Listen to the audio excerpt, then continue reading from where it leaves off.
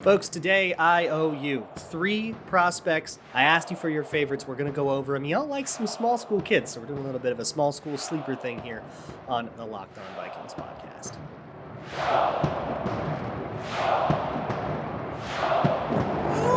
Ooh-wee! You are Locked On Vikings, your daily Minnesota Vikings podcast, part of the Locked On Podcast Network, your team every day. What's going on, everybody? Welcome to the Locked On Vikings podcast, part of the Locked On Podcast Network, your team every day. As always, I am your host, your pal, and the kid you copied off in math class. My name is Luke Braun. You can find me on Twitter at Luke Braun NFL. Show is on Twitter at Locked On Vikings. Thank you so much for making Locked On Vikings your first listen of the day, every single day. Today on the show, I have transgressed. I have done wrong by you, the listener. I need to right a wrong. Make up for lost time. I was supposed to be doing Prospect of the Day every day this week. That's what I promised to you. I didn't do it, so we're going to catch up. I missed 3 days of it when we were talking about Patrick Peterson and Jesse Davis and all that stuff. By the way, Patrick Peterson's contract details came out. I should probably start with that. $3.1 million is going to be his cap hit this year, and then because of some void year stuff and the way that roster bonuses works, about $750K defers into next year. So that is, or maybe a little bit more than that, probably closer to like 850 or 900, depending on how his per game roster bonus clicks out. But all nickels and dimes, a little bit defers into next year. Most of it's this year, and it's a $4 million deal, and it can increase if he hits certain incentives. But let's talk about some draft prospects here. I am behind. I gotta start talking about these prospects. So I put out a call on Twitter, and I said, send me your faves. Who are your favorite guys? Not necessarily, everybody's going to say Kyle Hamilton and, Sauce Gardner's everybody's favorite, but those are the guys, way at the top of the board. Send me your favorite kind of mid-round guys, your whoever's, or your second-round types. And so we got a few of those. And a couple of them are from small schools. We got somebody from the Big Ten coming in at the end. But let's start with those small school guys. The first one is Isaiah Likely. He's a tight end out of Coastal Carolina. Here's the thing about Prospect of the Day. I'm not going to like all these guys. These are not prospect I like per day. It's a guy per day. And I'm going to give you a scouting report and tell you if I like him for the Vikings. Isaiah Likely is one of these guys I am not a big fan of here. He is, of course, a lower pick, so he's going to be kind of a flyer, and everybody has a price, right? At the end of the 7th round, who cares? Bring him in, and let's see if we can do something. But this does not seem like the type of story I hear working out in the NFL a lot. And I'll explain myself here. But to get to know Isaiah Likely, he is a move tight end, like the purest of pure. He is a receiving tight end.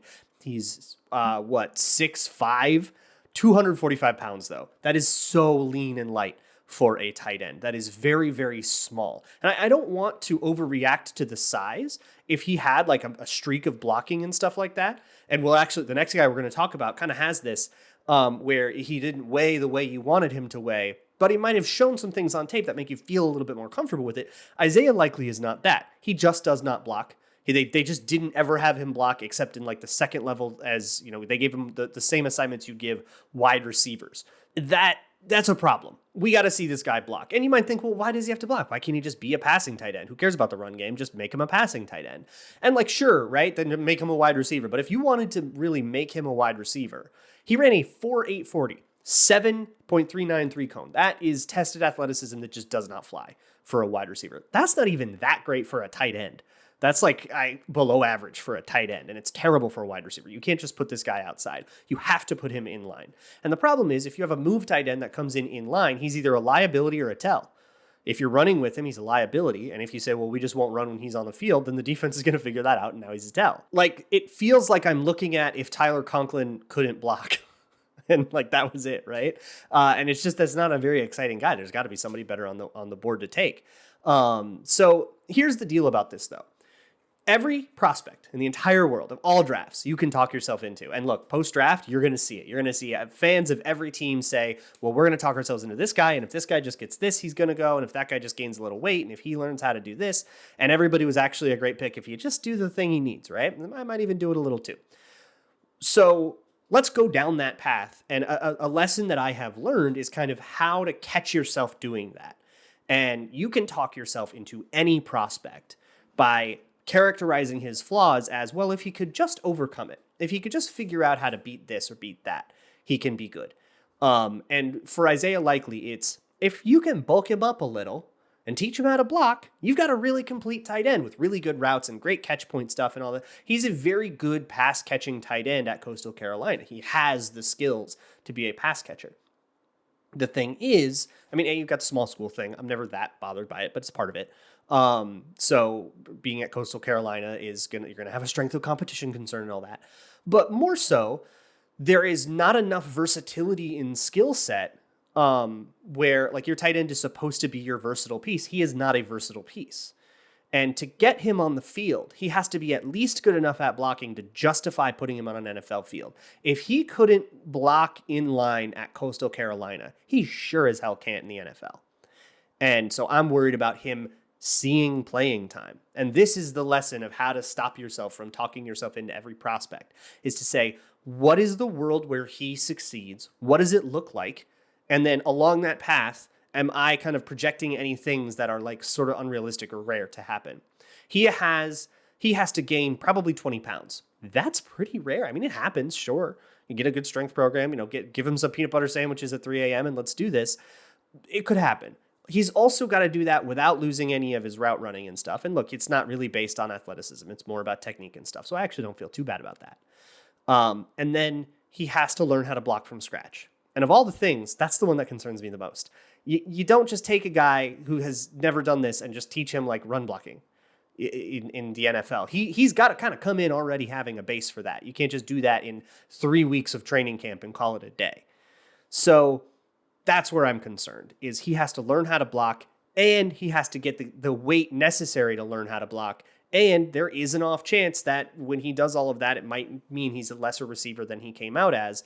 And that wasn't even that athletic or explosive of a guy. So what is the ceiling? All the work we have to get there, I just don't see him getting there. And for him to learn how to block, he has to get on the field. And for him to get on the field and get those reps, he kind of has to know how to block. It's a really difficult transition into the NFL. So this is a guy I do not see making it in the NFL. Dunk on me if it's this time next year and Isaiah Likely is the next big thing, right? That's what draft takes are for. But for now, he's a guy that I don't think I would really feel very comfortable taking a chance on. The next two guys I'm much bigger fans of. And they're a little higher round guys. I mean, Isaiah Likely is a late day 3 guy. And if at a certain point, if you're taking him in the 7th round, like whatever. So before I get into those guys, you can actually gamble on this stuff at Bet Online. You can start betting on who the first pick in the draft is going to be and second pick and all that stuff. And you can actually start to make some wagers. You can also bet, of course, on like the World Cup, which is coming up. You can bet on the whatever's left of the basketball tournaments. You can bet on pro hockey or pro basketball if you'd rather do that. You can even play your favorite Vegas casino games, all at betonline.net, your one-stop shop for all things news, odds, and scores. They even have a really cool player prop builder, so you can do all of your sicko parlays that I know you all love to do about who's going to get the most rebounds or whatever, mixed with who wins the game, mixed with some other crap. You can do that. You can bet on the games live, like just drop a bet at halftime. If you miss tip-off of the basketball game, you can still go into the live betting thing, probably get just about the same odds, so you can make bets that way. And those side bets are really fun. I love those. You can find it all at betonline.net. So get yourself a Gramblin at BetOnline, where the game starts. Hey, it'd be super cool if you went to youtube.com and you subscribe to Locked On Vikings and subscribe to Locked On NFL as well, where you can find me every Tuesday talking to Ross Jackson about whatever's going on. Really fun stuff over there. Moving on, though, to the next prospect we're going to talk about here. It's Cole Strange out of Chattanooga, very much a basketball school. Cole Strange is an interior offensive lineman. He is a guard with a mean streak, and I love that. Somebody was like, you love mean guards. Look at Cole Strange. Jacob Nelson, thank you for that. And to everybody else, a lot of people said Cole Strange, so thank you, because I'm a fan. You found a crush for me. Cole Strange is lean for a guard. That is going to be the story of him. He weighed in at 307.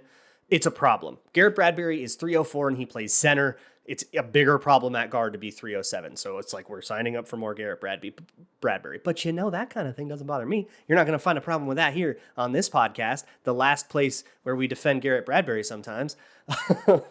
But okay, so here's the deal. When you see a problem like that, again, you have to say, okay, what does it look like for a lighter guard to overcome that? And you have to say, okay, he has to have the skills to overcome it, right? He has to have that leverage understanding. He has to have the ability to use his hands and to beat a guy who's bigger than him. Does he anchor when that happens? And look, he went to Chattanooga, so you're not going to see big time Alabama defensive tackles bull rush him. You can't really know that until you look at him like in the pros, right? So there's going to be a little bit of an unknown there, but he does have anchor when he is beat on the bull rush, when he gives up his chest or whatever, and that'll happen to everybody. So you kind of get an example of like, can he do that? Can he get his feet behind him and recover? Does he have that skill? And that's something that like Bradbury's not that good at. And that's kind of why when it rains, it pours with him versus with other undersized linemen like Brian O'Neill. Brian O'Neill can do that. And Cole Strange has that ability. He has that anchor to overcome it. And he has shown in college that when he is up against a bigger player, that he doesn't just die. And so I am not as concerned about his lean size as I am with like Isaiah Likely's, who his team never even had him try. That is a big red flag. They probably knew he wouldn't be good at it, right? So with Cole Strange, I feel a little bit better. And personality-wise, he has a ton of fight to him. That's what everybody's like. The first thing everybody says about him is that he's mean and he's got this nastiness, and I love that. Right? He's a fighter, and he has that edge, that finish. That you put a guy in the dirt, and there is a mentality to that. Even though, I mean, if anything, it's a risk that you're going to get a 15-yard penalty. Right? There's not like a tangible, measurable impact to that. I think that mentality, it's just something that I like in guards. That tenacity. That ability to look for work, I want a guard that wants to hurt you, because then in certain situations, that mentality will turn into something measurable and tangible. And hopefully you just can control it enough not to get the attention of the refs, right? But again, against FCS competition, he had like one good game against Kentucky, which had some pretty good competition, and that's kind of it. So there's a little bit of an unknown here, which is why he's going to fall, and I think that's going to make him fall further than I would draft him, which means I'm going to be in favor of drafting him. He's going to be available at the point when I would take him on the board because nobody else will want to. I'm high on him. One other flaw, though, he's got, I'm going to call them sticky hands. They've got like slow, lethargic hands that sort of stick so he'll throw a punch and then he'll leave his hands there. And as an offensive lineman, your opponent very often, like 5 out of 6 of the staple, defensive line moves are meant to get your hands out of the way. You're swiping them, you're swimming them, you're ripping them, you're push pulling to get it. Like everything is meant to get the offensive lineman's hands off of the defensive lineman's shoulder pads. And his hands are too slow after he does a punch. When you're a lineman, you want to do a punch, kind of get it into that guy's shoulder and then get your hands out of there. You want to knock him off balance.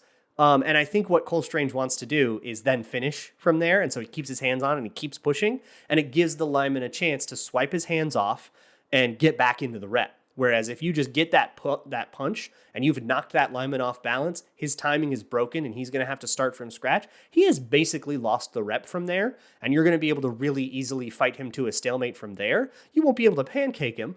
And maybe you want that, right? And it's kind of a greedy thing to do. So he's got like greedy hands. And so I want to make him a little more conservative in that. It's such an easy coaching point. That's the kind of thing where like, what is the world where he learns that? You get in him on that. He can learn that by the afternoon of day 2. Like that is such a minor thing. That is such an easy habit to get rid of. And it's honestly possibly something he's doing consciously. And it's as easy as saying, hey, get your hands off of him more often. And then if he can take a coaching point, he takes a coaching point. So he gets himself in trouble, but otherwise, that lower size helps him in other contexts. It's easier for him to reach block guys, to climb into the second level. It's not going to kill him against a linebacker. He can actually get into the second level and beat those guys. He can drive in the run. He's got the leverage and all that stuff. So it is a little bit of, oh no, we got another Garrett Bradbury, right? And I think a lot of people are going to hate that. And if you hate Garrett Bradbury, you probably shouldn't be that excited about Cole Strange. But if you're with me and you can see a little bit more of the nuances there of offensive line play, I feel pretty good about Cole Strange. He's not getting mocked in the first round or anything. He's probably a late day 2, early day 3 kind of guy, and I like that value for him. So the next guy I'm going to talk about is actually FBS. We're going to get a Big Ten dude, a Wisconsin dude, so we're going to talk about him next. First things first, though, let me talk to you about Built Bar. Maybe Cole Strange could use some Built Bars. Get some protein in him. And Isaiah Likely too, 17 grams of that stuff with only like 130 calories and like 4 grams of sugar. It's the perfect late night snack if you're feeling something chocolatey and you don't want to get knocked off the wagon. They are delicious. They're covered in 100% chocolate. They've got their Built Puffs, which is like a marshmallowy kind. That's really good. That's like a marshmallow churro puff. It's totally like it's a degenerate snack that you totally feel like you shouldn't be able to have, but you can. It's like 130 calories. It ain't that bad for you. So head on over to Built.com and enter a promo code LOCKED15, LOCKED15, and you can get 15% off of your order. That's promo code LOCKED15 at built.com. All right, last prospect for you is a linebacker out of Wisconsin, Leo Chenal, who is he's a Big Ten big thumper linebacker. And he's getting taken about like round 2, which I'm a little bit nervous about. It's a little bit higher than I would like a player like this, but he's very much an inside thumping, run stuffing type linebacker. And he's like 250 and tall. And he has, what's weird about him is there is this difference between his tested athleticism and what shows up on the field, and not in a good way. He tested unbelievably well as a player. So did Cole Strange in terms of like relative athletic score and these composites, these athleticism composites that everybody's come up with. But he has a really, really high relative athletic score composite. And there might be something with the turf in Indy, so you might want to take it with a grain of salt or something. But in terms of his size, you could compare him, just his silhouette, to like Anthony Barr. He's like 250 and tall and like reachy. Like that's a really good run thumper, a good, defeater of offensive line blocks, be able to stack and shed and get in a gap and be there. He has that skill.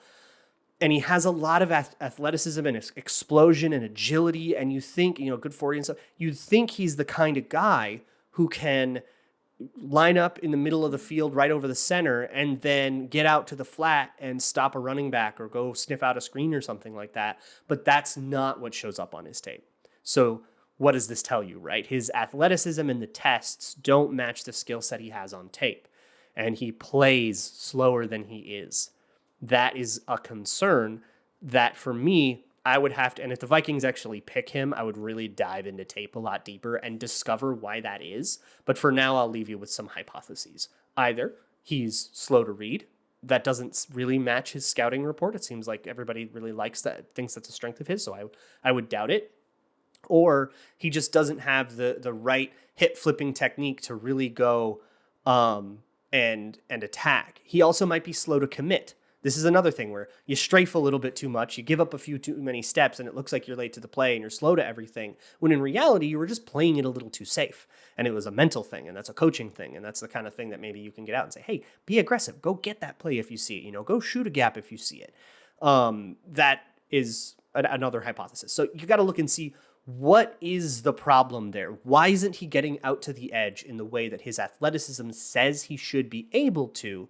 And then once you uncover that answer, or at least what you think that answer is, then decide, how much does that bother me? Because for me, if he's just playing it too safe, but he knows where he's supposed to be going and he's just hesitant to make the choice, I'm not like all that into it. And it's a lot harder to get somebody to be more aggressive than it is to get them to be to cool it and chill out. I would much rather take a too aggressive player and ask them to stop. I think that's a Mike Zimmerism too, and a lot of coaches say that. Or is it that he can't see what's going on in front of him? And what I guess concerns me too is when you get to the coverage part of the scouting reports, people say, hey, he's not like the route recognition type, and he's not a man-to-man coverage type.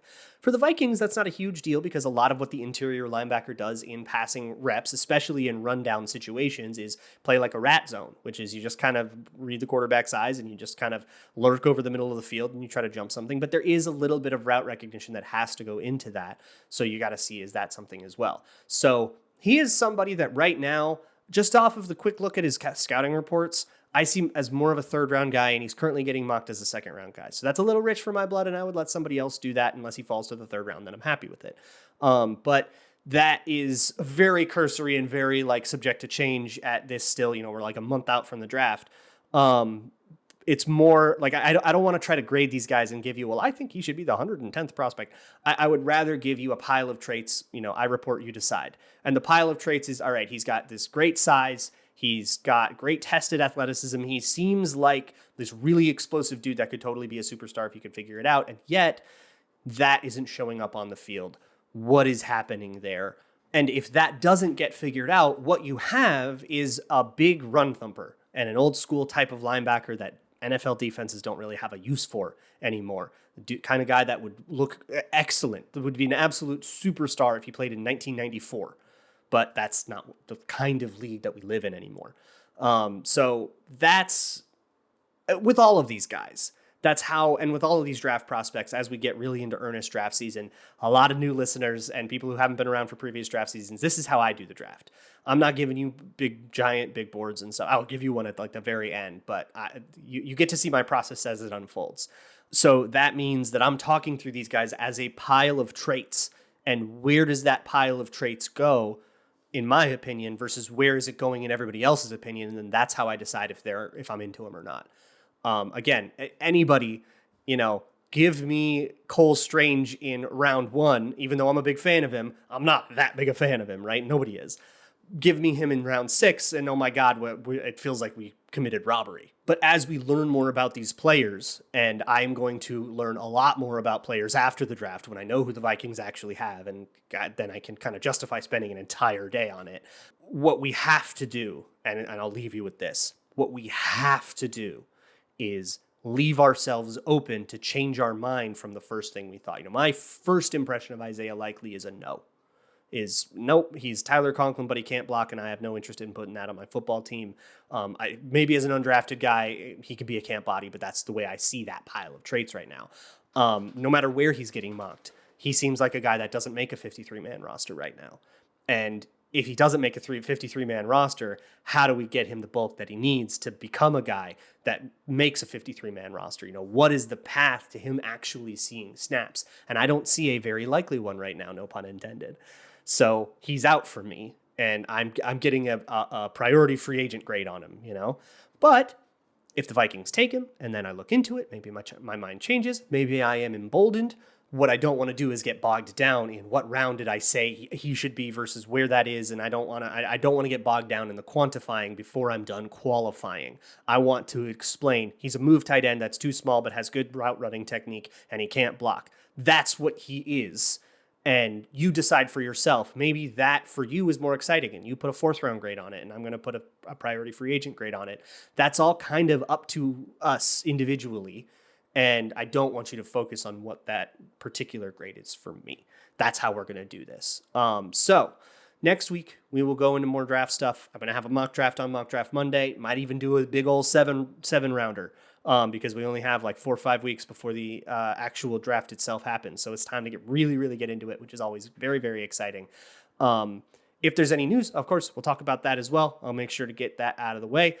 In the meantime, check out the Locked On NFL Draft podcast. it is that season, and we got to get in. So go check that out. Ryan Tracy and Eric Crocker are doing an awesome job over there. I will see you all next week. And as always, Skull.